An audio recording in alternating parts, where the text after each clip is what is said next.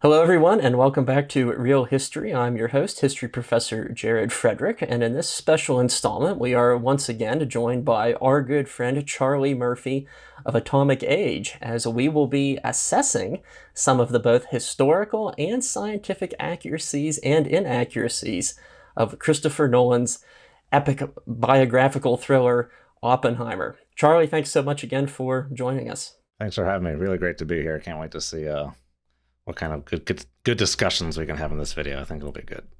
Absolutely. And realizing how we could really get into the weeds on this movie, especially given that it's a 3-hour film, what Charlie and I have determined to do is that we each picked out about 10 scenes that we thought were revealing or interesting. And so we'll be moving bit by bit and sharing our insights as the movie progresses. So Charlie, let's go ahead and get started.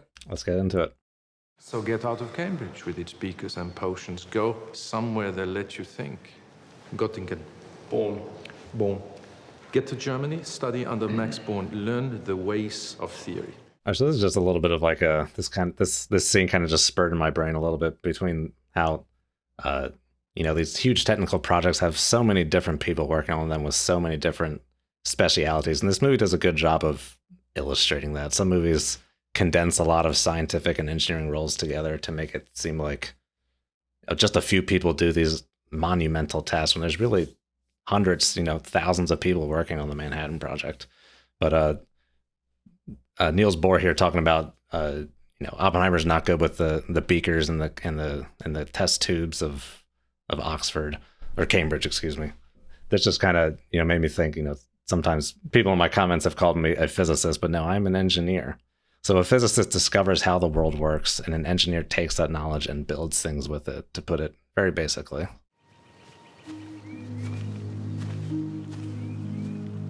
What was that? What did you say to him? Oh, he's fine. So I'm not a scientist per se. I'm pretty close. I'm an engineer. So this is, this sets the crux for the whole movie, this misunderstanding between Strauss and Oppenheimer here with Einstein here. And it's just, as technical types, I think we can get very caught up in our minds thinking about technical things, and world can kind of blow us by a little bit. So just a little insight from someone who can relate to what's going on here. That behind the quantum world, there still hides a real world in which causality holds, but such speculations seem to us, to say it explicitly, fruitless. So Heisenberg will go on to lead the Nazi effort to create an atomic bomb, which the movie doesn't talk about too much. Maybe Jared and I can get into that about why that did not really happen as much. But not to step on your toes, Jared, here, but Hitler called it Jewish science. So it's something they did not want to pursue. He wanted to do his wonder weapons and all that kind of stuff. Mm-hmm. And this is something that the character of Oppenheimer himself addresses in the film, that anti-Semitism works in favor of the Allies in this regard, because so many of Europe's best and brightest minds had been purged from the land as the Nazis had invaded their countries and taken over their own. But of course, there's another key ingredient that the Nazis also don't have, which I suspect you'll get into at a later point. Yes, yeah, we'll definitely get into that. Natural resources. What do you know about quantum mechanics? I have a grasp on the basics. Then you're doing it wrong. Is light made up of particles or waves? Quantum mechanics says it's both. How can it be both? It can't. It can't. But it is. It's paradoxical, and yet it works.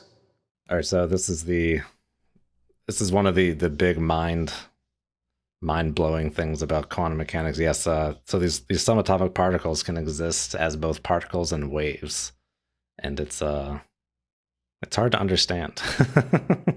This is because we are average-sized things in the universe. We deal with average-sized objects moving average speeds. The world of quantum mechanics is very tiny things that move at incredible speeds. So we just have we would have no reason to have an intuition for how these things work. So this is why they're so hard for us to understand. But yeah, the particle wave duality is a trippy one for sure. It kind of depends on how you look at it. There's a famous physics experiment called the double slit experiment, and this is where you have these two tiny slits in like a bar that you shine a light through, so it lets light come through in two places. And depending on how I forget the specifics of it, but depending on how you measure it, you can see it as both a particle and a wave. Is how you set up this experiment. So you can see like waves coming through, but you can also see particles coming through that. Oh God, it's been a while since I've learned this stuff. But I suggest you as the viewer to go look into it. It is very weird. You get particles that somehow went through a slit that they shouldn't have been able to go through, and striking this back target. It's weird. But I know it's definitely above my pay grade. I was fortunate enough to have actually recreated that experiment in my college education. So that was Wow. that was cool to do back then. But yeah, look into that. It's weird stuff. But the point being is that this is something that still has not been reconciled by science. Wow. Something like this particle wave duality is this. We're getting into a little bit of like what string theory, if you've heard of this, is trying to figure out. This is is this manifestations of higher dimensions popping in and out of our dimension? Very trippy stuff. Wow. My own work is so abstract. What are you working on? What happens to stars when they die? Can that really happen? Right now, all I have is theory, which can't impact people's lives. Well, if you're going to send money to Spain, do it through the Communist Party. So in the mid to late 1930s, Oppenheimer didn't necessarily believe that communism was an inherent evil or a force of evil. Rather, he thought that, well, many of its declared objectives he could easily relate to, and this gets him down a slippery slope later on, of course. But the U.S. Communist Party's goals often overlapped with anti-fascism, which is something that he found very appealing, especially in regard to the ongoing Spanish Civil War, workers' rights, racial desegregation, a greater degree of equity in American society. All of these things were of great appeal to Oppenheimer. And over the years, he had subscribed to a number of left-wing magazines out on the West Coast, including People's World. Speaking of unanimity among the people, that very much speaks to that. And in fact, his name was published alongside Hakon Chevalier, who we see him being introduced to in this very scene. And they were featured in that magazine because they and other Berkeley professors had contributed funds, $1,500, to actually buy an ambulance for the Spanish Republic as the Spanish Civil War was ongoing. And in this conversation, I really like this conversation because it's somewhat it's a bit foreboding, and it prognosticates what lays in the future. Because if I understand correctly, Oppenheimer is essentially talking about how black holes are formed. Yes. And here in this conversation with Chevalier, he's kind of opening the door to his own black hole of his own life, this fateful relationship that's later going to plague a subsequent part of his career. So very poetic, I think. Yes, very keen. Can I ask, in the Spanish Civil War, they talk about the Republic, but I know there was like a communist and a fascist faction too. How did all that? It was two extremes going at each other. Okay. Essentially, you had a very, very far-flung, progressive-minded, communist-leaning effort going up against Franco's fascists. So the two extremes, which I think we can relate to in the world today, because Yes. we kind of see a mirror image of that happening in a lot of countries as we speak. Tolman thinks you have integrity, but he also strikes me as a guy who knows more about science than people. You don't take much on trust. I don't take anything on trust. Why don't you have a Nobel Prize? Why aren't you a general? They're making me one for this. Perhaps I'll have the same luck. A Nobel Prize for making a bomb? Alfred Nobel invented dynamite. So Matt Damon's character, Leslie Groves, took command of the Manhattan Project on September 18th, 1942. And I find this scene to be really accurate in capturing his demeanor. And although he was much more heavy set than what Matt Damon is, subordinates constantly recognized the sort of heft that he carried around in the workplace. This was a taskmaster. He demanded that things get done very, very quickly. And the opening scene in this section where he tells Colonel Nichols to go get his uniform dry cleaned actually happened. And so he was could be a bit condescending to a colonel, no less, somebody of fairly high rank. But yeah, the day after he takes charge of the project, and he does in fact requisition 1,200 tons of high-grade uranium for processing at Oak Ridge. He does that literally on his second day on the job. And in this scene, this sort of tense tango between Groves and Oppenheimer, I think the general really sensed that Oppenheimer wanted the job, because Oppenheimer really kind of cranked up the charm level, and he was almost kind of egotistical and very ambitious, and that's how he presented himself to the general. And I think the part where Grove says, "I don't take trust on anything," is true to an extent, but yet he had to put trust in people on a bit of a whim, merely by virtue of their scientific brilliance and the fact that it was unmatched. And he's like, well, I don't trust these people, but who else am I going to trust that can do the work? And that was one of the great professional quandaries that the likes of Leslie Grove had. But one of the people mentioned in this conversation, someone who grew very close to Oppenheimer, was Richard Tolman, and that was an old friend from Caltech. And if memory serves correctly here, he was actually one of the first, if not the first, to propose the idea of the implosion of fissionable material. Does that sound correct? Yeah. Sure. And so yeah. okay. And so at the same time, to add a spice of drama to all of this, Oppenheimer's having an affair with Tolman's wife. And so this is one of the inherent flaws that he consistently confronts throughout his adult life, and that is his philandering. Literally choosing poor bedfellows, well, both literal and figurative in this regard. And of course, that's going to come to haunt his career at a later point as well. Keep the Rad Lab here at Berkeley, under Lawrence. Met Lab in Chicago under Zillard. Large-scale refining, where did you say? Tennessee. And Hanford. And Hanford. Okay, yes. So the Manhattan Project was as much an engineering challenge, maybe even more so, than a physics challenge. They mentioned Tennessee and Hanford, which is in Washington. So in Oak Ridge, Tennessee, this is where uranium enrichment was occurring. And this is because this is, under the, I guess we'll say like the umbrella of the Tennessee Valley Authority, which is an enormous power generating electrical grid that was made, I think, during the Great Depression. Feel free to correct me, Jared. Is this a New Deal project? Is that a state-owned electrical generating thing? I don't know if it is today. It was certainly federalized back at the time, though. Okay. Either way, the enriched uranium enrichment in Oak Ridge ended up using upwards of 10% of the entire United States electricity generating capacity. Wow. Yes, that is how energy intensive these efforts were. So enriching uranium is very hard, and the main reason is because the part of uranium you want for a bomb is uranium-235. That's the isotope. The 235 tells you how many protons and neutrons you have.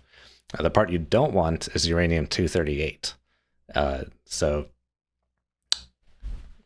they weigh very similarly. So all these enrichment methods are trying to exploit the fact that they weigh differently, but yet they weigh so similarly. So that's what makes it so hard. So if you've ever heard of like a centrifuge, it tries to spin things to separate it by weight. Centrifuges would come later, though, but the principle is the same. You're trying to separate things by weight. So there were three different methods they were doing. The first was gaseous diffusion. So this is you get uranium. If you combine it with fluoride, you can turn it into a material called uranium hexafluoride, and you can turn this into a gas pretty easily. So like that means low temperatures and pressures. And if you try, so with gaseous diffusion, you're trying to pass it through a porous membrane that's just big enough for the uranium-235 to go through, but too small for the uranium-238 to go through.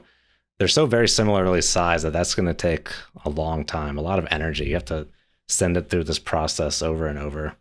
Another one is called thermal diffusion. So this is where you take uranium in a liquid form, and it's kind of like a still for making alcohol. The light stuff floats to the top and the heavy stuff floats to the bottom. It's a good analogy. Yeah, thank you.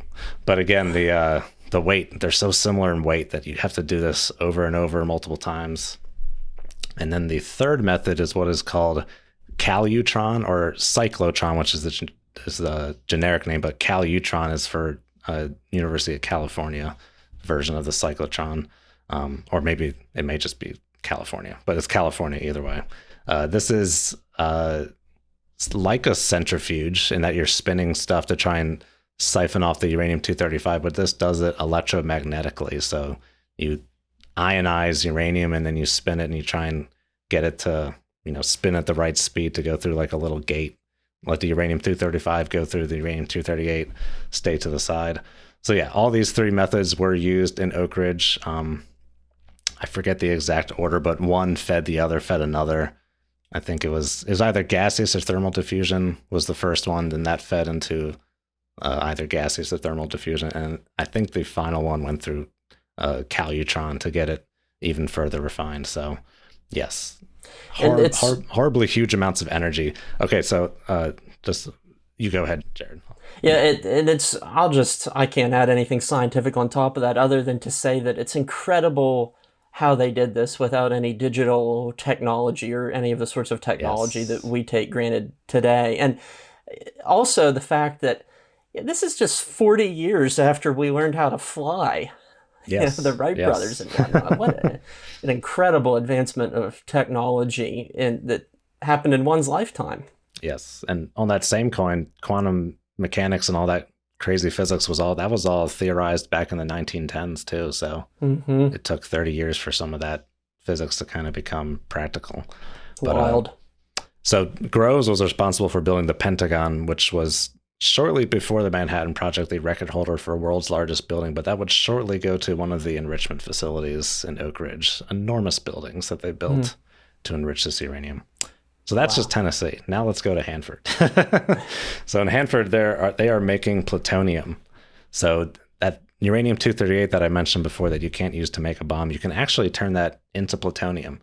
You put that in a reactor, a nuclear reactor. When you split uranium-235 atoms in a nuclear reactor, they give off neutrons. And if those neutrons hit uranium-238, it can become plutonium-239, which is the plutonium isotope you want in your plutonium bomb. So much more simple to describe at that kind of level and in terms of what Hanford was doing versus Oak Ridge, but they had their own challenges as well. And it took a little while for them to figure out the best how to optimize the reactor to make plutonium. Neutrons smash into nucleus, releasing neutrons to smash into other nuclei. But this time, the chain reaction doesn't stop. It would ignite the atmosphere. All right, so for this scene, I went back to The Making of the Atomic Bomb by Richard Rhodes. Great book. Very long book. Very thorough about the making of the atomic bomb. So according to that book, this conversation actually took place between Oppenheimer and American physicist Arthur Compton, who has some physics phenomena named after him, so very achieved physicist. And Compton actually stated that it would be better to be maybe gallows humor, but to be enslaved by the Nazis than to destroy the world. It's a tough choice. Yes. Yeah. Okay, so that's the historical side. So the chain reaction part. So I believe they were concerned with the ignition of nitrogen in the atmosphere. That part I did not brush up on enough to comment about more. It's a little more physicsy, but just from a engineering standpoint, the bomb will not ever ignite the atmosphere because once the bomb is such a violent thing, so like the explosion is done. We'll get into this with the Trinity test a little bit, but the explosion is done within a few microseconds. It is an incredibly fast process. After you've seen that, like if you watch a video of an atom bomb going off, once you see that first frame of flash, the explosion has been done for a long time, relatively speaking, at that point. So what happens is that the bomb literally disassembles itself, which is probably the nicest way you can put what happens in a nuclear explosion. The material just gets so far apart from each other that it just you just can't sustain a chain reaction anymore. It's just too spread out. So practically, that's why the atmosphere can't explode. But the calculation, if I remember correctly from reading in this book just now, Teller had some pretty gross assumptions. That is to say, very unrealistic assumptions about his calculations, and that's why there was a possibility that the atmosphere could ignite. But with more realistic assumptions, that quickly goes away because it didn't happen, and it doesn't happen. Thank goodness. Yes.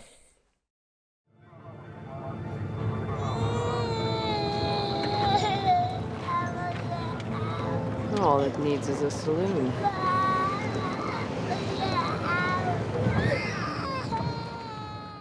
So from a historical perspective, I think one of the great strengths of the movie is, like you said, that the filmmakers tried to go to a lot of the actual locations, including the Oppenheimer residence that we see right here at Los Alamos. And if I remember correctly, I believe the movie company actually donated a lot of the prop furniture and furnishings and actually left them at the house so the museum staff and the people who curate it could use it to interpret the space, which I think is really cool from a kind of public history and museum perspective, which is one of my things. Yeah, it's awesome. Additionally, too, they shot at Princeton University. Like those are the grounds and the offices that Oppenheimer and Einstein and Strauss strolled across. So I don't think we can underestimate or underappreciate too much that sort of authenticity when a movie goes and films in the actual location of the events depicted. I just think that that's always a really cool thing because it's so easy just to go to a Hollywood backlot and recreate it. So I think it takes to the next level of dedication when somebody like Christopher Nolan decides to do that. But this is also a good spot to discuss Kitty Oppenheimer, Oppie's wife. A lot of people don't realize the fact that she was actually born in Germany. And on top of that, she was a cousin of Field Marshal Wilhelm Keitel, who was actually executed for war crimes after the war.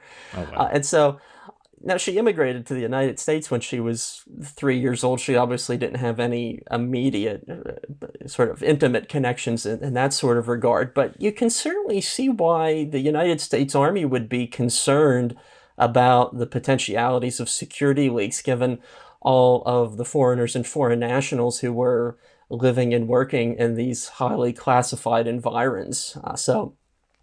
Whether or not the movie highlights that tension to the full extent that it could have, I think is a conversation worth having to an extent. But that's a good segue to talk about security and how it's depicted in the film. And so, as you very well know, isolation was key to all of this. And Robert and Kitty arrive at Los Alamos in March of 1943, and like so many others, she was really just sort of taken aback by the primitive nature of all of it. And the place was muddy when they arrived. The snow had just melted. It was just like this morass of muck.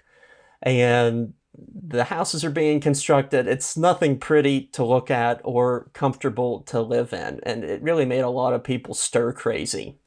Especially when you consider the fact that a lot of the wives of the scientists had to put their own careers on hold to follow their husbands and take care of their families. And that led to a high degree of frustration on their part, too. And in the book American Prometheus, on which this book or this movie is, I think, very dutifully based, these lifestyles and these circumstances, I think, are very nicely summed up. And the authors state that security was always a headache. At one point, Army security stationed armed military police outside Oppenheimer's bathtub row house, which we just saw depicted in the film.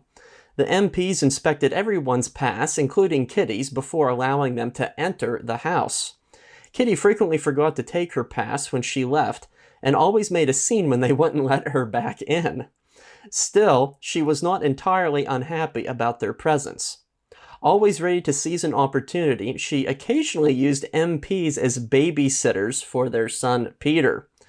When the sergeant in charge of the detail realized what was happening, he had the MPs withdrawn. And so she's playing this very clever game of chess with military police, like, oh, you want to hover around my life on a daily basis? Well, you're going to babysit my son. Wow, they made them show passes to get into their own home. Yeah, isn't that wild? Yeah. But one of the criticisms of this film is that it didn't really show how Native American populations in the area were displaced. I think that's a really interesting conversation. And perhaps another area that could have been elaborated more upon, there's really not a lot of emphasis on the ground level security on base. Like, all the military police are just kind of these background people to fill the space. But as we often say here on Real History, you just can't cover everything. No. This is a biography, after all. It's not necessarily just about the Manhattan Project in and of itself. So I can be lenient in that regard. Here's the amount of uranium Oak Ridge refined all of last month. And the Hanford plant made this much plutonium. Now, if we can enrich these amounts, we need a way to detonate them. Three things, a lot of things to talk about there. Talking about plutonium and uranium, and then we'll talk about Teller and his fission super. Okay, so as the guy mentioned, uranium and plutonium they need different amounts of these for the bombs, and this is, I'm not going to get into the weeds of the why of this. It's kind of technical, and it doesn't really, it's interesting, but unless you're working with it, I don't know how useful it is. But the point of being is that plutonium is just a more efficient fissioner than uranium. We'll put it that way. You don't need as much to get a chain reaction with plutonium over uranium. But another aspect that comes into why the two amounts will be different is the type of bomb being used. So uranium in the Manhattan Project was always meant to be used with the what they call the gun type bomb. So this is when you have two subcritical masses of uranium. So subcritical means there's just not enough material there to go critical, make a chain reaction by itself. So you blow up some conventional explosives and slam these things together to get a critical mass, and you get your bomb. This was so simple in principle that they didn't even bother testing it. The Trinity test later in the movie is only for a plutonium implosion bomb, because that one was unsure as to whether that would work. So the gun type is more inefficient than an implosion bomb. Implosion is very efficient with how it uses its material. But plutonium you cannot use in a gun type bomb. Plutonium, one of the isotopes, I believe it's plutonium-240. So to back up a step, uranium, plutonium, these are radioactive elements. They're unstable. They suddenly decay into another isotope or element, and they give off radiation in the process. So plutonium-240 has a somewhat short half-life, and it does what we call spontaneously fissions. Just sitting there, it'll just pop itself apart. Not a chain reaction or anything. This is just how it does a radioactive decay. When it does that, when an atom fissions, whether it's a chain reaction or spontaneous fission, it always gives off neutrons. So enough plutonium-240 atoms are splitting randomly that you cannot physically slam two pieces of plutonium together fast enough before enough neutrons decay out and start the chain reaction prematurely. And that's when you get what you call a fizzle. So I may have mentioned the word fissile, which is what uranium-235 and plutonium-239 are. That means they can do a chain reaction, but this is a fizzle. So this is when your bomb does not get the yield that you want it to. So that's why plutonium would be in the implosion type, and why you would have an even lesser amount of plutonium necessary than uranium for for the gun type. Good distinction. You see, we compact the atoms together under great pressure to induce a fusion reaction. So how do you generate enough force to fuse hydrogen atoms? A small fission bomb. There we are. Well, since we're going to need one anyway, we get back to the business at hand. And then, so what Teller here is talking about is the hydrogen bomb. This is indeed how it works. It sounds kind of crazy, but yeah, you need to have a fission bomb to start a fusion bomb. It sounds crazy, but yeah, that's indeed how it works. So with a fission bomb, you need what we call, the critical mass. You need enough material to get a chain reaction going, but fusion is different. Fusion is much more like a fire. You can put as much of the fusion fuel, deuterium, as he's talking about, in there as you want, and it will just boost your explosion as much as you want. And this is something that came into play in the Cold War with so-called dial-a-yield nuclear bombs. You can actually turn a dial and change like how powerful you want your nuclear bomb to be. It changes how much hydrogen it injects into the bomb. So that's an interesting aspect with fusion, that it is more like a traditional fire. You can feed it as much hydrogen as you want to get a bigger bomb. But Teller was very much he was a guy who liked to, once he had something figured out in his mind, he wasn't going to wait around for the experiments to prove his theory. He was going to jump on to the next thing. So once in his mind, fission, we got that figured out, we know how to do it. Let the engineers handle it, basically. And he's moving on to the next one. He's moving on to the super, as they call it, the hydrogen bomb. Why would you do a fusion bomb? What's the point of a fusion bomb? So fusion is just it's just much more powerful on a reaction basis than a pure fission bomb would be. So this has to do with let's see how succinctly I can describe this. So the energy released from fusion and fission is basically from the perspective of adding or removing particles to an atom. So when you have a fusion bomb, you are fusing hydrogen atoms together, and you get helium in the process, and it releases some neutrons, so you can fuse some more hydrogen atoms. But it is more, you get more energy by adding a particle to a light element like hydrogen than you get from removing a particle from a heavy element like uranium. So fission. It's just one of those facts of physics. You can definitely dive into the wormhole of why all that is, but fusion is just more. I have no doubt. Fusion is just more. It just releases more energy on a per reaction basis than fission does. So you can get much bigger bombs. And if the Russians know about it already from a spy at Los Alamos, then we got to get going. There's no proof there was a spy at Los Alamos. So I really like this scene because it's very tense. It's kind of like a gotcha moment. Yeah. For Strauss, which fuels his quest, his crusade here to be the top guy. And American Prometheus says this about these various challenges of compartmentalization and how that figured into the balance of security measures. Most scientists in the audience already understood the theoretical possibilities inherent in the new physics, but compartmentalization had kept many of them in the dark about the details. Few had realized how many of the basic questions had already been answered, at least in broad outline.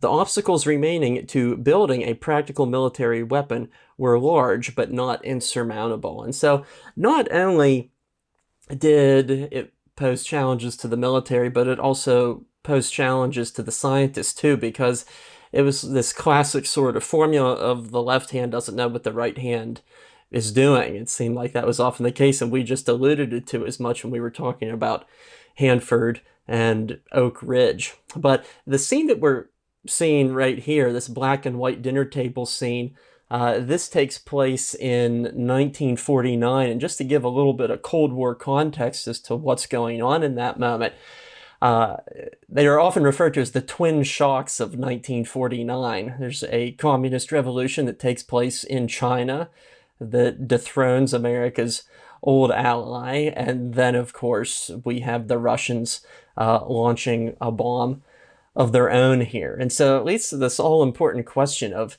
Were there spies at Los Alamos? These were the considerations and the big questions that were starting to be had here as people were trying to connect the dots in hindsight. And even more important to the conversations in this film, what associations did Oppenheimer have with those potential spies or informants? And there's no shortage of people who he has exchanges with that put him in a compromising position. Jean Tatlock being one of them, who he started to have an affair with in 1936, and she takes her own life later on in January of 1944. And the movie rather cleverly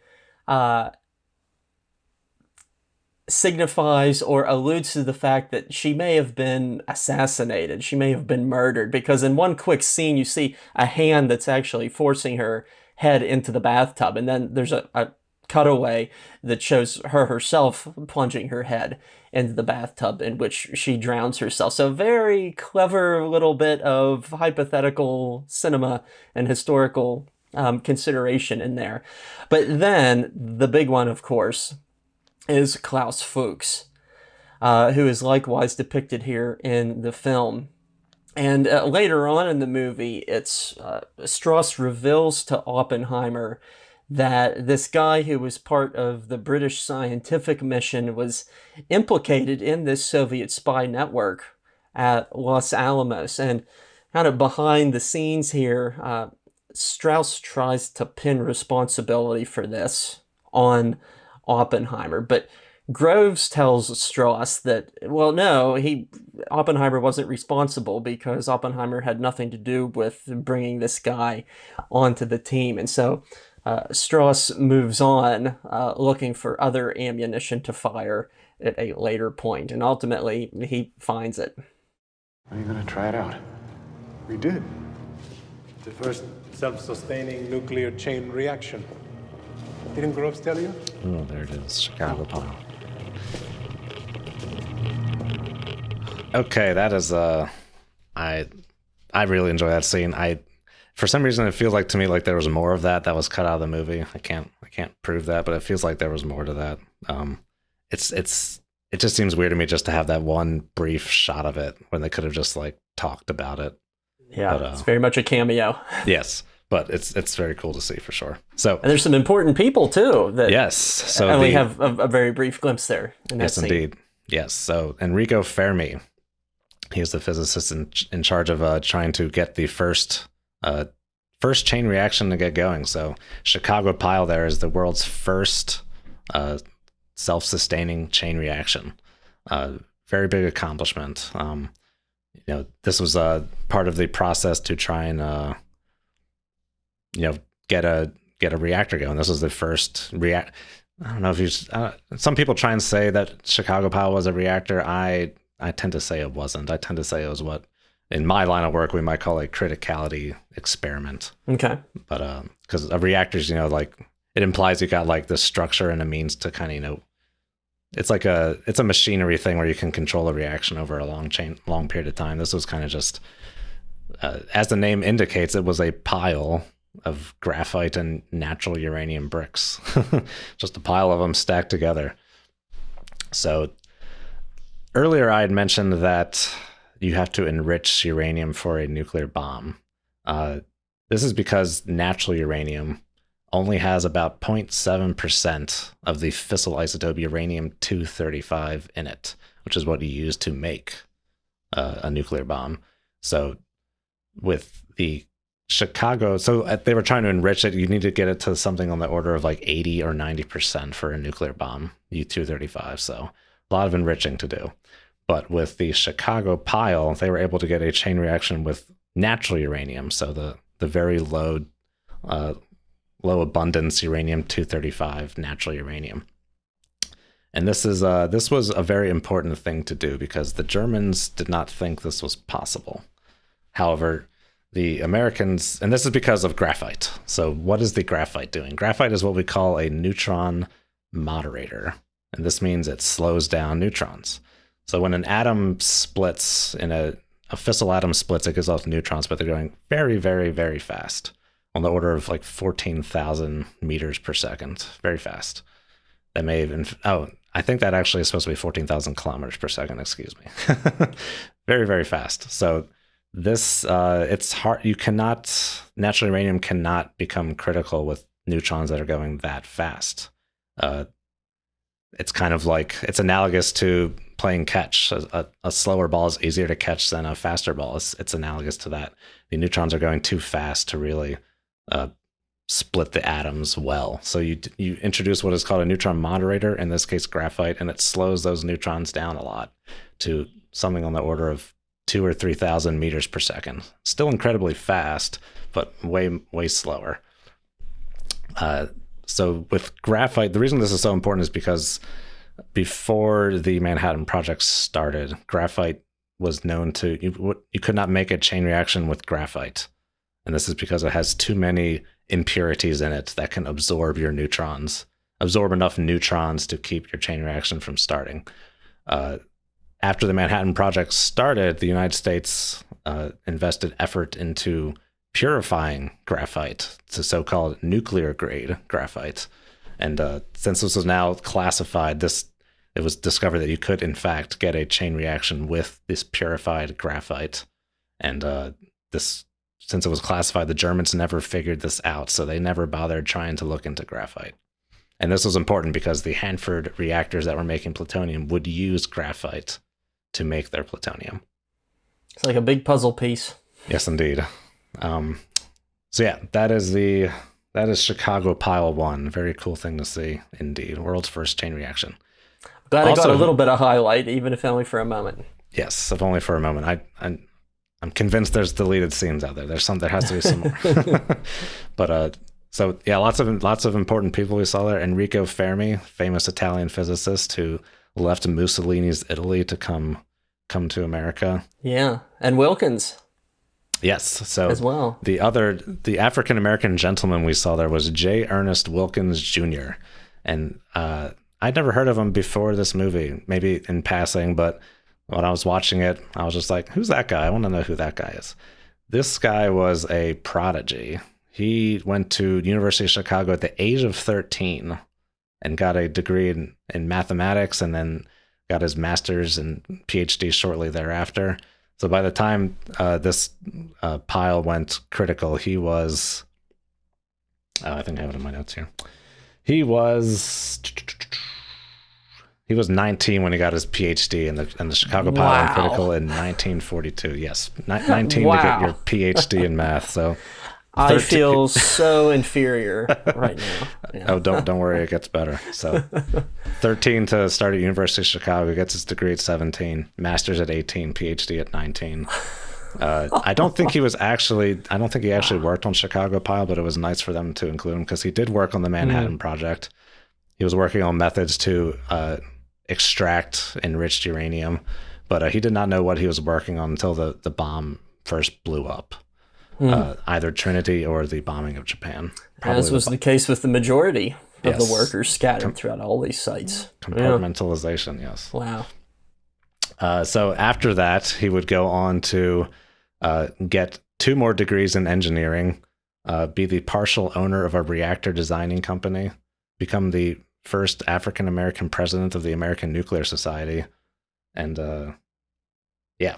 And he also contributed to the discovery of the Wigner-Wilkins neutron spectrum, which is used to design nuclear reactors. So a very accomplished guy who gets just a very brief little mention, because that's the kind of star power we're dealing with in this movie. There's so many people with so many accomplishments. And it won't be the last time I say this, but there's a lot of supporting characters that are worthy of their own movie who are featured in this movie. Yeah, that guy could for sure have his own movie. Yeah, absolutely. Well, you mentioned compartmentalization, and that's a good connecting bridge to the next scene we're going to take a look at. So let's take a look. This is a man who has killed communists with his own hands. I'm not the judge of who should or should not have information. It's my business to stop it from going through illegally. Would you be a little more specific? All right, so this is a very tense scene with Colonel Boris Pash, who lived an incredibly colorful life. Look up some additional details on him. He's another one of those individuals who's worthy of a movie in and of its own right. If you look at his World War II exploits, his experiences in military intelligence and various clandestine activities, as General Groves suggests here, this is one dude who you do not want to mess with. And through this exchange that we see here in the film, in reality, Pash determined that Oppenheimer was not an immediate threat to his country. He was not a spy. He was not an informant, at least not in any sort of purposeful way, and that he should therefore not be removed from the Manhattan Project. But he did suggest to his superiors that, well, maybe we should put a tail on this guy, we should tap his phones, we should keep an eye on him, because there are some shady or unsavory characters that are associating with him and perhaps trying to pry information out of him. And this is a repetitive theme in a lot of the commentary that I've been offering, but time and time again, these are things and associations that come back to haunt Oppenheimer. And in the book, there's not too glowing an assessment about Oppenheimer's conversation here. It was a bizarre and ultimately disastrous performance. Oppenheimer had raised the red flag of espionage, identified Eltonton, who's referenced in this scene, as the culprit, described an unnamed innocent intermediary, and reported that this innocent person had contacted several other scientists who likewise were innocent. He was certain of his judgments, he had assured Pash, so there was no need to name names. Recall that, unbeknownst to Oppenheimer, this conversation was recorded and transcribed. It became a part of Oppenheimer's security file, and because he would later claim that this report of approaches was inaccurate, a cock and bull story, and that's the phrasing used in the film here too, whose origins he himself could not explain, he could never prove whether he had lied to Pash or had told Pash the truth and lied later.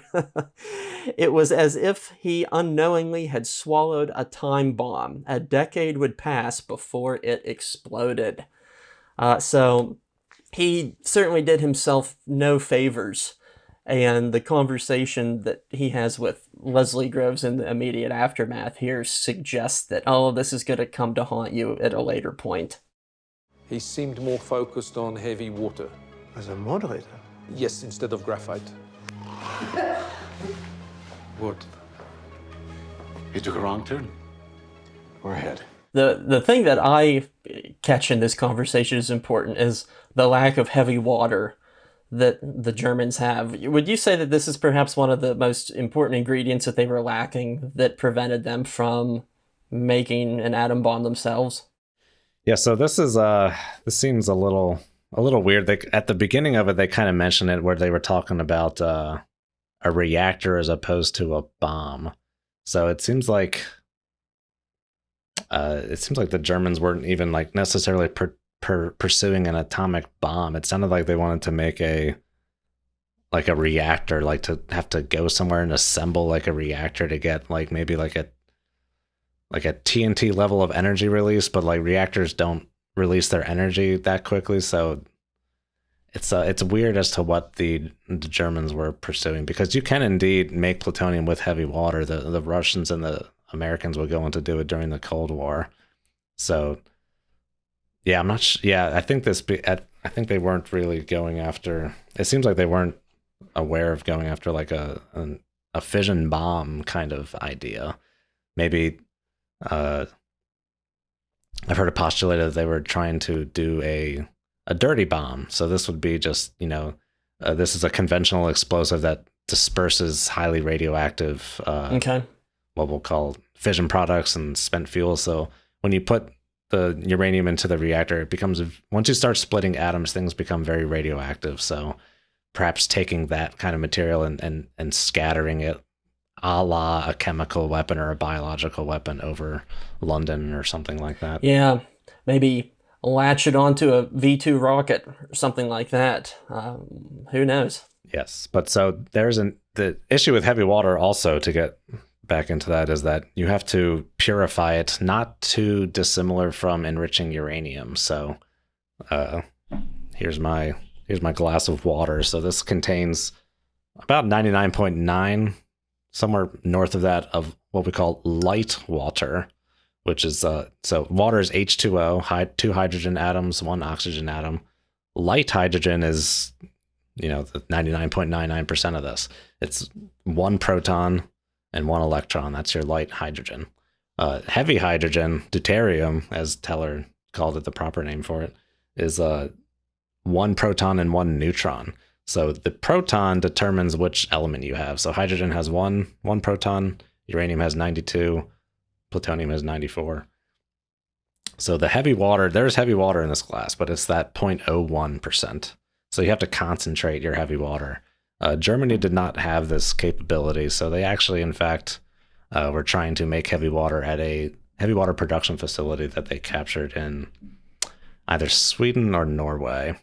And I think it was Norway. Yeah. Yeah, there's a big story to look into if you're interested, a viewer. That there's a whole spy operation with like trying to sneak out a heavy water shipment and sinking the boat it's on. There's all kinds of craziness going on there. But yeah, so the heavy water, maybe I'll append this later in the video, but yeah, it seems like the Germans were not pursuing a fission bomb. It seems like they were trying to go for like a dirty bomb kind of perspective. So they were just trying to make like a reactor to make really dangerous radioactivity to disperse. That's both fascinating and horrifying. Yes, it is. Yeah. Yes, no one has ever done that in combat. It's worth noting, thankfully. They won't fear it until they understand it, and they won't understand it until they've used it.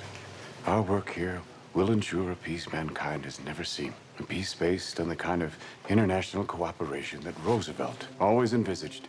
So in my mind, we get a lot of Dark Knight vibes in this scene. He caped in black, emerging from the shadows, and getting into these moral conversations about embracing evil to defeat a greater evil. It's very much like a conversation from the Dark Knight or something, if you ask me. But this one takes place in a historical context, and so it's even richer as a result.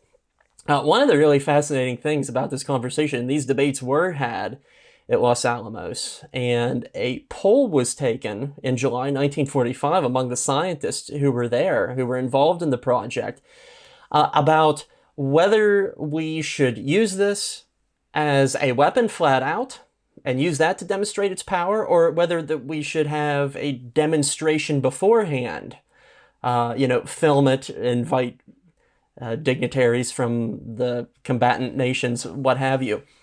And 3/4 of them voted saying that we should have a demonstration before we drop it on any enemy cities. And Oppenheimer, it seemed, was rather angered by this.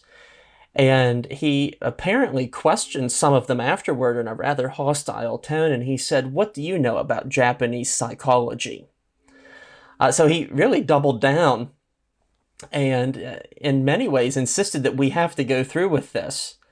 And it leads to all sorts of great questions here that he poses to his fellow scientists of, well, what's our greater concern? Yes, we are all concerned about humanity, but our more immediate concern needs to be focused on the soldiers and the Marines who are going to be hitting the shores of the Japanese mainland over top of Japanese civilians.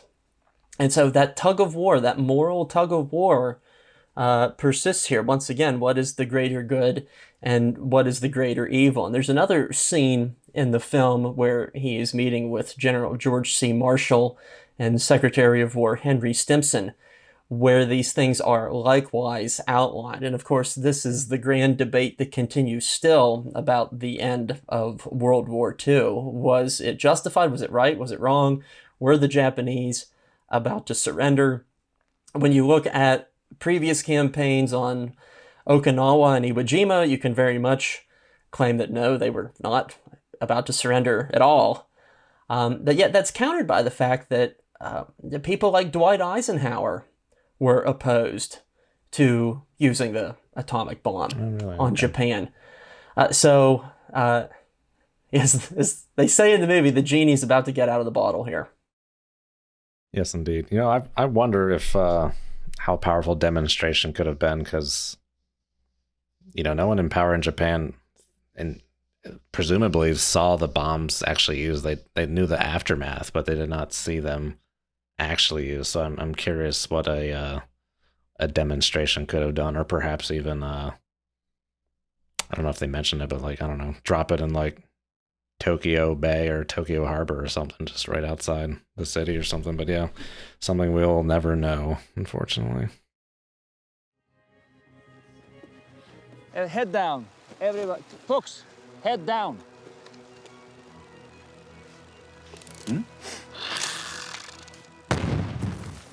All right, so what we were seeing there was the assembling of the of an implosion type bomb. So those huge chunks they were carrying were what we call the explosive lenses.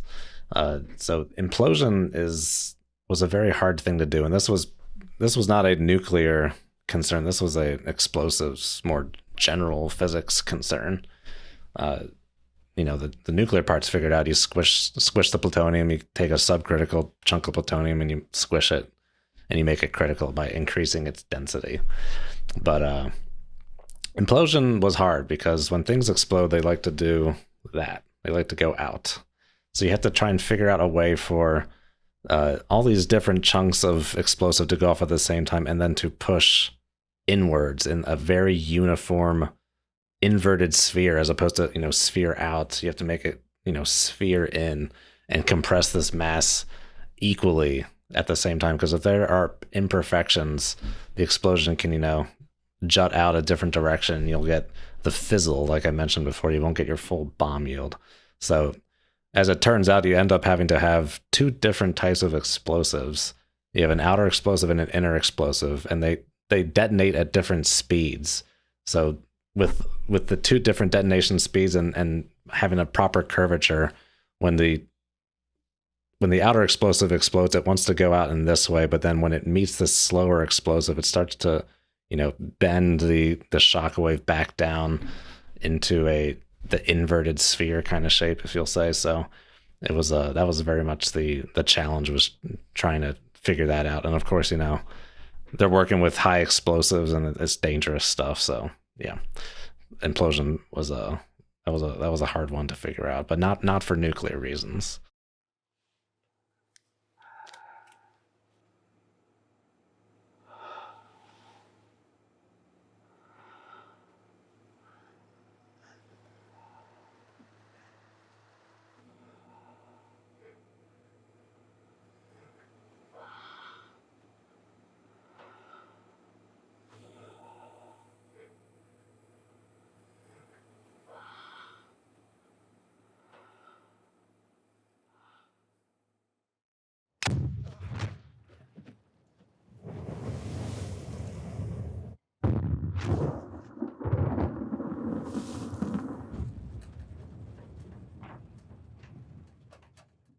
It's incredible artistry as far as filmmaking goes. It's incredible that most of that was done with practical effects too.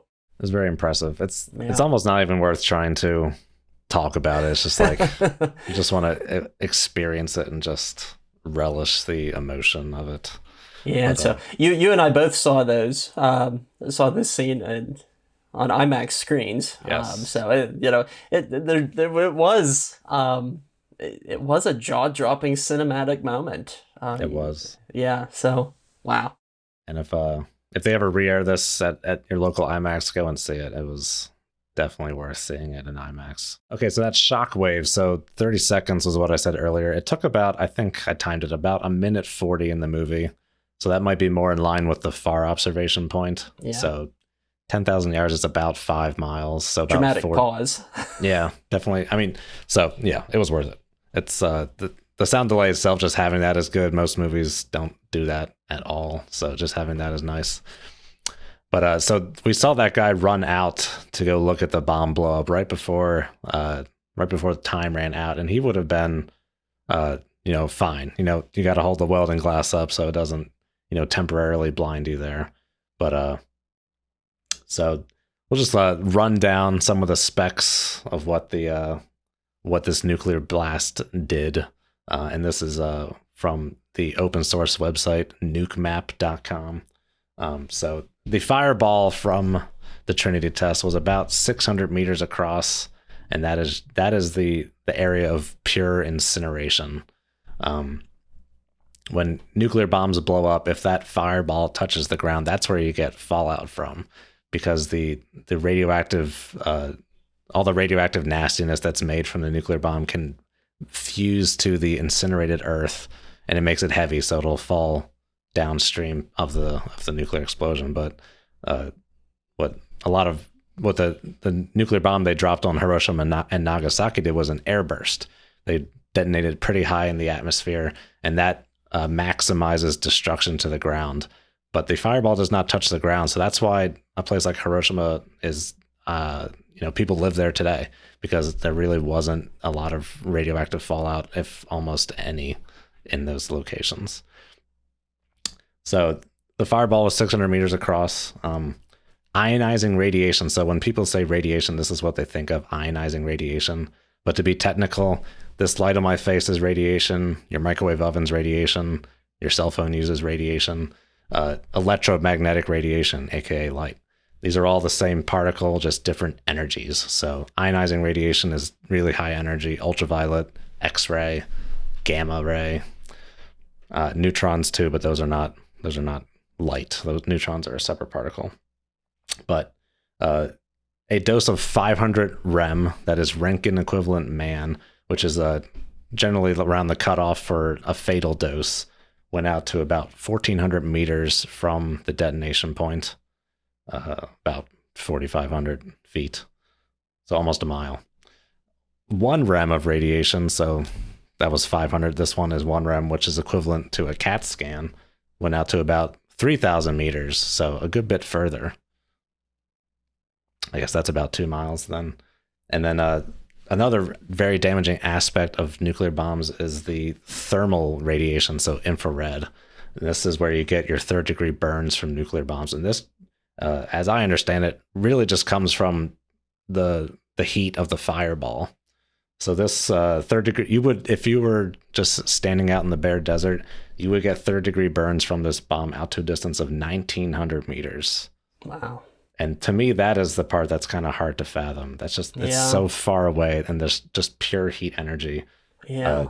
Modern enormous nukes can reach out to 10 kilometers of 3rd-degree burns. I was just about to mention that. It's so small and weak in contrast to what are in nuclear arsenals today. That's the really scary part. Wow. Yeah. So the airburst I mentioned, with Hiroshima, it might have been, it scales differently with the size of the bomb. As the bomb gets bigger, people on the ground really don't get ionizing radiation. They just get 3rd-degree burns.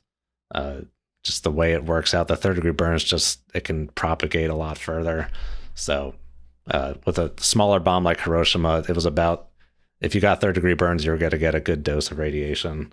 But with modern nuclear, huge, enormous modern nuclear weapons with an airburst, you really won't get any radiation dose. Not really much of a solace, because you'll be covered in 3rd-degree burns. But that's all you should know. Yeah, the destroyer of worlds for sure. Yes, yeah, it's scary stuff. Yeah, just the fact that the fireball can be that hot. Yeah. And once the fireball goes away, the 3rd-degree, it lasts as long as the fireball exists, basically. Yeah.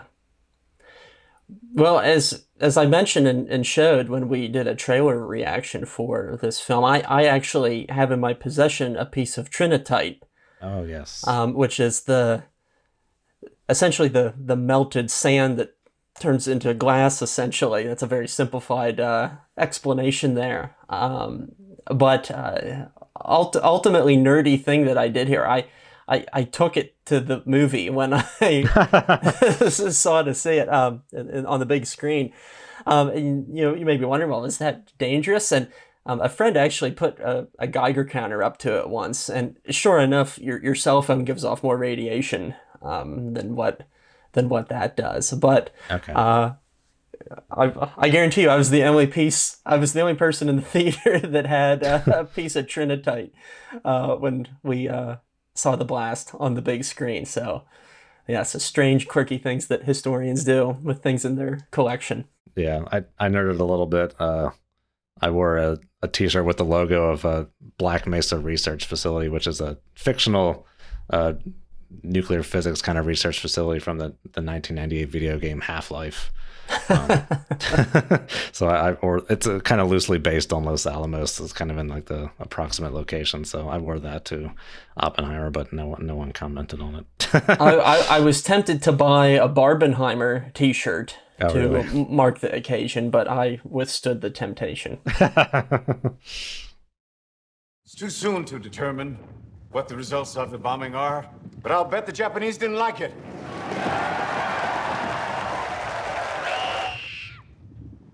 I just wish we had it in time to use against the Germans.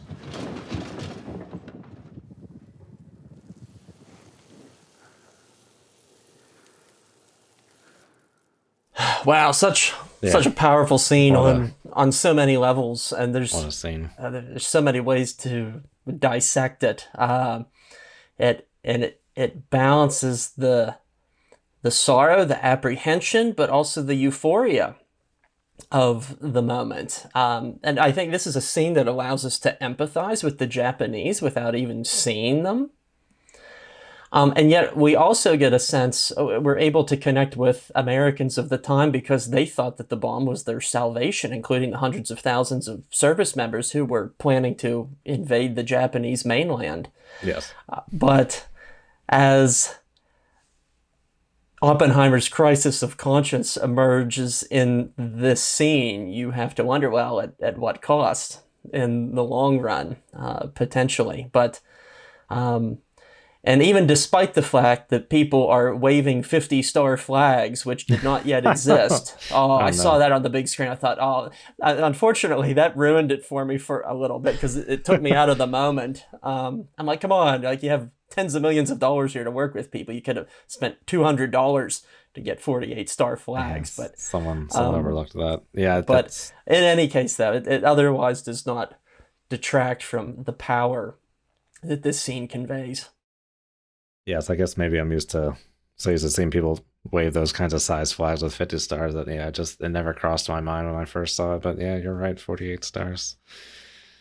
But yeah, just like I could just like that whole scene. Just like I knew it instantly took me to like what that emotion would feel like in that scene. It's just like really powerful. And then the kind of like fluttery, shuddery effect behind him. It looked very similar to like Batman Begins when there's that hallucinogen, a previous Christopher Nolan film. I noticed that it reminded me of that from his prior work. But yeah, just and once more, a lot of that was done with practical effects. Like they just like shined a projector on the wall behind him and made it quiver. Okay. Really simple, cheap stuff. But it works so well. Yes. Yeah. What a scene. You think anyone gives a shit who built the bomb? They care who dropped it. I did. Don't let that crybaby back in here. So the famous line of "Don't let that crybaby back in here" was in fact uttered by Harry Truman, though I don't believe it was said right as Oppenheimer was leaving the Oval Office, but most undoubtedly the sentiment was going through his mind. And I think the big question here is, does Truman deserve a little bit more sympathy in instances like this in the historical record? And once again, these sorts of conversations aren't going to be disappearing anytime soon, but he very much comes across as a sort of cold and indifferent individual on this, and I don't know if that was necessarily the case. I think he took grave responsibility in this hour of uncertainty. But it's helpful for the purpose of advancing the film to be kind of playing devil's advocate, and it allows us to further dwell upon these moral complications that the bomb at the end of the war poses. But on an artistic point, I will add, man, Gary Oldman being able to pull off both Churchill and Harry Truman, just a few years apart. That is acting. Oh, for sure. And just to, I don't know that I was aware of how star-studded affair this movie was before I saw it. It was when we were back at Berkeley. It's like, oh, Josh Hartnett. I haven't seen him in a long time. And then like here, it's like Gary Oldman. Holy crap! He's there for 10 seconds and he's gone. But they did. I think they had him do the recording of Truman announcing the bomb when they're at Los Alamos. But yeah, I mean Truman. He served in World War I, so he was a veteran. He knew what war could be like, and that no doubt had to play into his decision to great point to use the bomb. And great point, because it did end the war, and it did probably save countless lives. Its usage, as hard as that may be to fathom at first, it's kind of on the lines of like a Stalin way of thinking. Like one death is tragedy, millions is statistics. It's like the bomb number was lesser than the invasion number. So on both sides.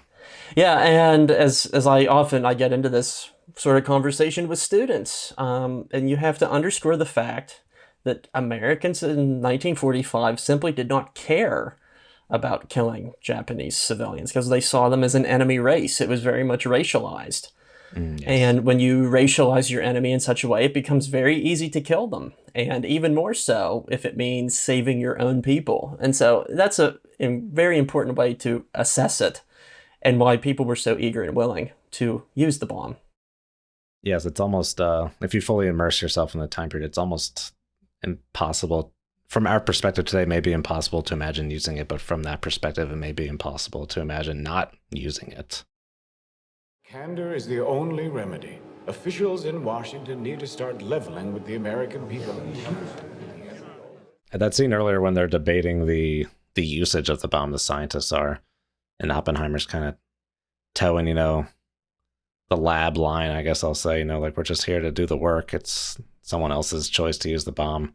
He's now kind of, after it's been used and it's done, he seems to have now switched roles to now being like, trying to influence policy instead of trying to just work on like the technical part. He's trying to, stop the bomb from being, or trying to stop work on the hydrogen bomb. So the question is, did he think that way the whole time, or did he have a change of heart after the bomb was used? It's an interesting contrast throughout the movie. Definitely. The Japanese spoke of people who wore striped clothing upon whom the skin was burned in stripes. There were many who thought themselves lucky. So one of the, I think, interesting artistic decisions here is that the scientists are being shown the footage from Hiroshima and Nagasaki, but the audience doesn't see it. And I wonder why that's to be the case. I wonder if it's maybe Christopher Nolan's not wanting to press the issue too much on the audience. Perhaps he wishes to have them make up their own minds, and perhaps showing people with the sort of horrific third-degree burns that you were talking about would have been manipulative in that sort of decision. I'm a bit torn on the issue because, as I've mentioned before, I've met a survivor of Hiroshima, Shikego Sasomori, who was 13 years of age when she was horribly scarred and deformed, and was later brought to the United States for experimental plastic surgery and reconstructive surgery. And as I think about meeting her, and as I look back on the photos of me standing next to her, I can't help think she didn't deserve this as a 13-year-old girl. 13-year-old girls don't have any knowledge of geopolitics and military conquest.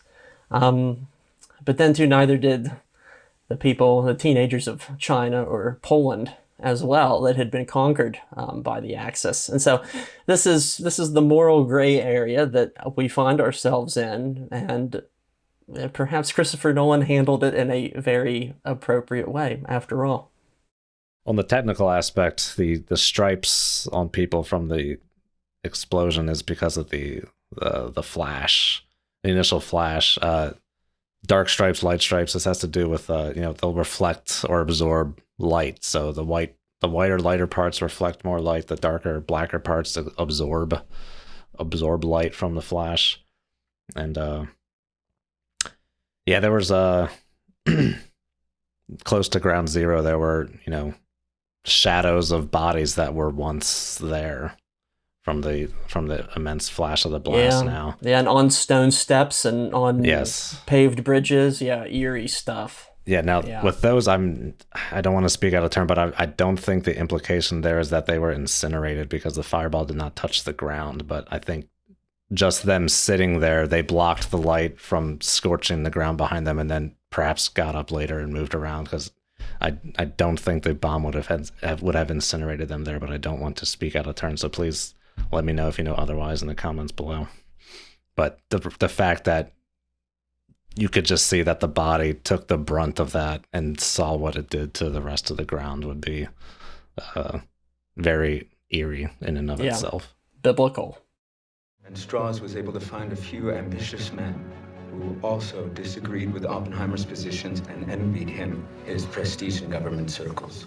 Yeah, I'll stick it to him. Yeah. Yeah, that is a very satisfying scene there. Yes. At the very end, and American Prometheus has this to add as it nears likewise the end of the book. Louis Strauss, with the help of his like-minded friends, had succeeded in defrocking Oppenheimer. The implications for American society were enormous. One scientist had been excommunicated, but all scientists were now on notice that there could be serious consequences for those who challenged state policies. Shortly before the hearing, Oppenheimer's MIT colleague, Dr. Vannevar Bush, who Rami Malek portrays here, had written a friend that, quote, "The problem of how far a technical man working with the military is entitled to speak out publicly is quite a question. I kept in channels rather religiously, perhaps too much so." From experience, Bush believed he would only destroy his usefulness if he talked publicly about internal government deliberations. Bush shared many of Oppenheimer's critical instincts about Washington's growing reliance on nuclear weapons, but unlike Oppenheimer, he had never really spoken out. So he's kind of a wild card here at the end, therefore. Oppenheimer had, and now all his colleagues could see him punished for his courage and patriotism. And the film very much paints him in that light. But it comes down to one of the big hallmark issues of the 1950s and the 1960s, and that is what is to be the growing influence in place of what Dwight Eisenhower himself would later call the military-industrial complex. And will that sort of brinkmanship take us to the point of no return as a civilization?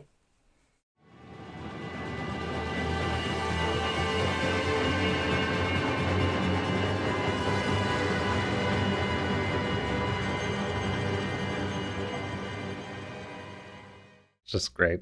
It's So an good. incredibly powerful ending. I had chills as I was watching it in theaters, and that near final shot of the Earth being enveloped in a sheet of nuclear flame is certainly I think will become a very iconic image in the realm of cinema history. I was gonna say I chills just then watching it. It's good stuff. Yeah, just, and Cillian Murphy's acting at the end there, just his face is just subtle, but like it speaks volumes. It's really good. Yeah, and I think a lot of the best of cinematic masterpieces, they don't always offer an answer, but they do leave us with a question. And I think that this movie leaves us with one of the biggest questions of all. Yes. And that is the preponderance of nuclear weapons, to what extent they should be available to nations, regulated by nations. Will the likelihood of a dirty bomb, like you mentioned with the Nazis a little bit ago, does that become increasingly likely in this age of international instability? And these are all questions for the audience to think about as they leave theaters. So it's incredibly profound. Yes, yeah, the cat out of the bag, Pandora's box, Prometheus fire, whatever you say, it's all applicable. There's no going back. But I think something I want to address is there may be a perception that if the Manhattan Project was not undertaken, that we would not have nuclear weapons. I think that's no. There would still be nuclear weapons. It may have taken a bit longer to get to them, but there's yeah, it would have happened. Like it's just the progression to crack the nuclear nut, as it were, and figure out how that works. And it just becomes obvious when you examine it that you can split these things and release a lot of energy. And of course, it gives us nuclear weapons, but then we also got nuclear power, which is a very good source of electricity. So it's a double-edged bit of a, well, double-edged sword may not be the right word, but you take it as it comes. You can't cherry pick from it. Fission and fusion science gives you bombs and power plants. Double-edged sword, indeed. Yeah. Well, Charlie, thank you so much for joining us for this special episode of Real History. I don't think we could have done this as efficiently without you. You offer technical expertise that is far surpassing of my own, and I know it very much enriched our conversation. So thank you for joining us, and for all of those of you who are turning in, please follow Charlie's channel below. You can find the link in the caption. That is the Atomic Age, and he has all sorts of great content about how nuclear power, energy, and weaponry are depicted by Hollywood. So thank you once again for joining us, Charlie. And thank you, Jared, for joining me on the Atomic Age as well. Great to have you along to provide some context for some of this historical stuff as well. And this was a great experience. I enjoyed doing this a lot, and we've been going at it for almost 3 hours there, viewers, and it does not feel like it has been that long. But that's good. Yeah. I hope my students feel the same way in the classroom for some of the longer courses. But it turns out my prediction was correct. This would have taken 6 hours if we watched the whole movie. Oh yeah, no. If we watched the whole thing rather than skipping around, this would have been the longest episode ever in the history of our two channels. So yes, indeed. But thank you for your historical prowess, Jared, and I was very glad to do this, and looking forward to what we can do together in the future. Amen to that. So everybody, thank you for joining us here on Real History. Until we see you next time, stay curious. Yes, and thanks for joining me on the Atomic Age, and be sure to check out Jared over at Real History. Lots of great stuff over there. Historical context for all your favorite films that you didn't even know you wanted. So until next time, we'll see you guys later.